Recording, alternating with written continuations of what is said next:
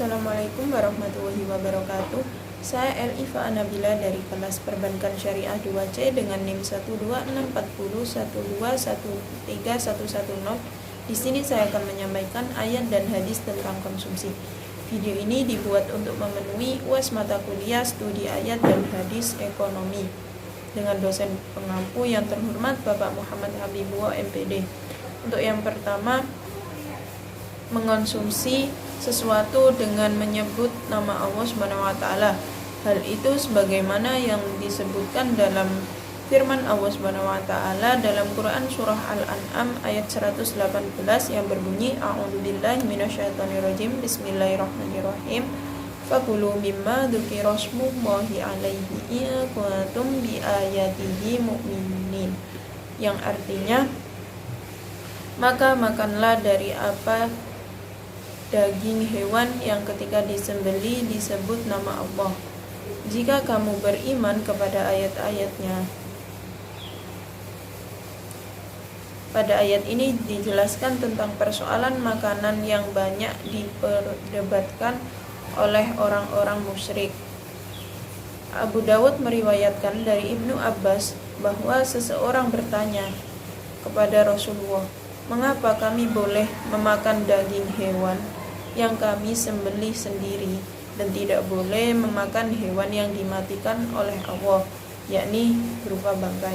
Turunlah ayat ini, maka makanlah dari apa, yaitu daging hewan yang ketika disembelih disebut nama Allah Subhanahu wa taala. Jika kamu beriman kepada ayat-ayatnya, itu karena keimanan akan mendorong seseorang memakan apa yang dihalalkan dan menjauhi apa yang diharamkan.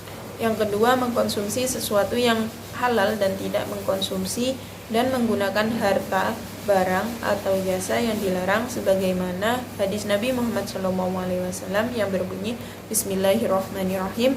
An Abi Abdullahin Nu'man Ibnu Yasir radhiyallahu anhu qala sami'tu Rasulullah sallallahu alaihi wasallam yaqulu innal halala bainun wa innal harama bainun wa bainahuma umurun mustabihat la ya'lamuhunna katsiran minan nas famanittaqa subahati faqad istabra'a lidinihi wa irdihi wa man waqa'a fi subuhati waqa'a fil haram karra'i yar'iya haulal hima yusiku an yarta'a fih ala wa inna likulli malikin himman ala wa inna himallah maharimuhu ala wa inna fi jasad mudaghatan ila solahat solahal jasadu kulluhu wa idza fasadat fasadal jasadu kulluhu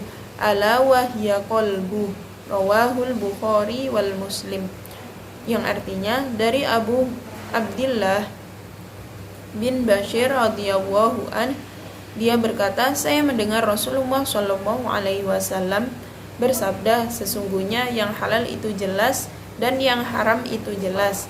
Di antara keduanya terdapat perkara-perkara yang syubhat atau samar-samar yang tidak diketahui oleh orang banyak.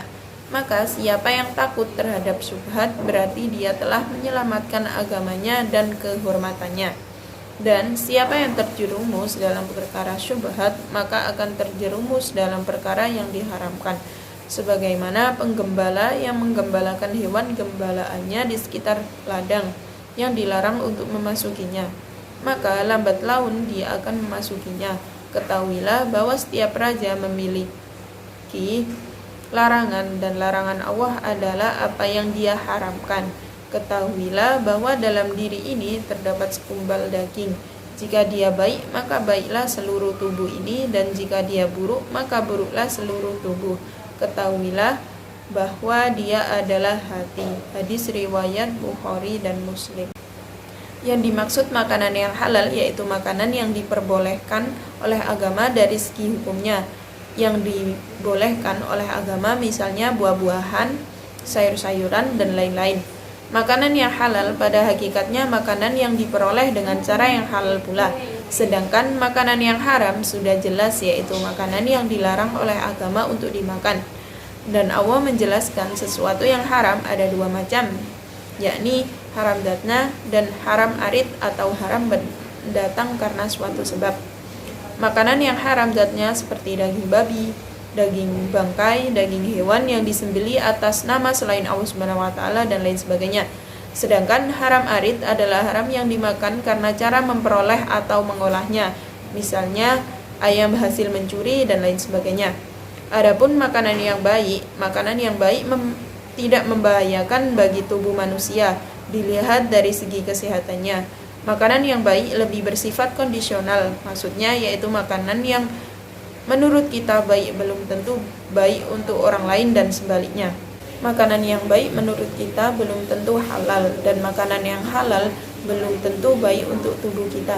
Sekian ayat dan hadis ekonomi tentang konsumsi yang dapat saya sampaikan. Kurang lebihnya saya mohon maaf. Wallahul muwaffiq ila aqwamit thoriq. Wassalamualaikum warahmatullahi wabarakatuh.